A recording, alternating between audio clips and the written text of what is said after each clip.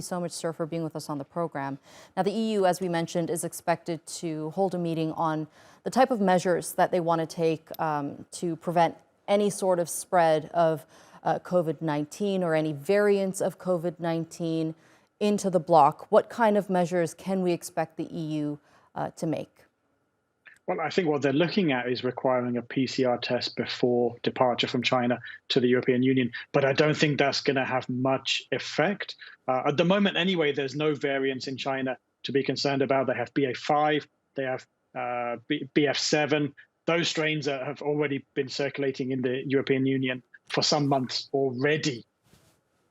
Right, and China hasn't provided sufficient data, and that's one thing that many countries are complaining about on their COVID status. So we don't really know how many people are getting infected on a daily basis or how many people have died on a daily basis. Walk us through why this data is so crucial. Well, I mean, you could say the same thing about other European countries, to be frank, and other countries around the world. It's not unique to China. But in China, one of the concerns is that just a month ago or 2 months ago, entire cities were being tested by PCR on a daily basis. If that had continued, we'd know exactly how many infections there are in Beijing or Shanghai. But now we simply don't know. We just know there's been a lot. Some surveys already are saying more than half of the population of those big cities have been infected already. And so that means the numbers of infections are going to be coming down in the coming weeks. But the lack of data is a major issue, but it's not an issue that's unique to China.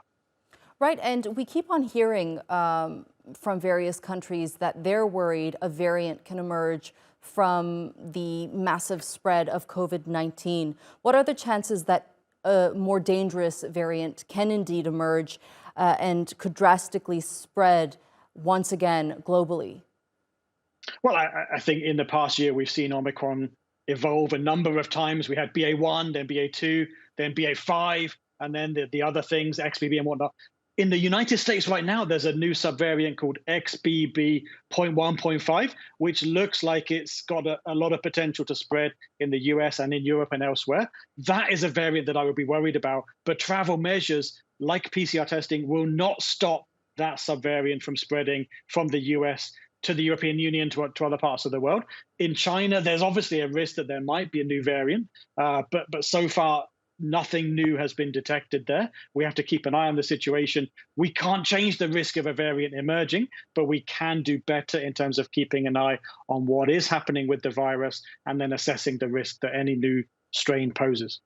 You're saying that PCR testing won't make much of a difference in averting the spread of the virus. What measures would make a difference? Well, you'd have to go to very, very stringent measures like on-arrival quarantines in hotels, and also be prepared to try to stop any spread that did occur by identifying cases and contact tracing. And I don't think any country in the European Union is prepared to do that. In the past 3 years, those measures haven't really been seen in Europe, other than very, very briefly in some places. In Asia, they were more common. So I don't think there's really the feasibility to stop, at this point in time, to stop the international spread of new subvariants. All right, Benjamin Cowling, thank you so much for joining us here on the NewsHour and sharing that information with us.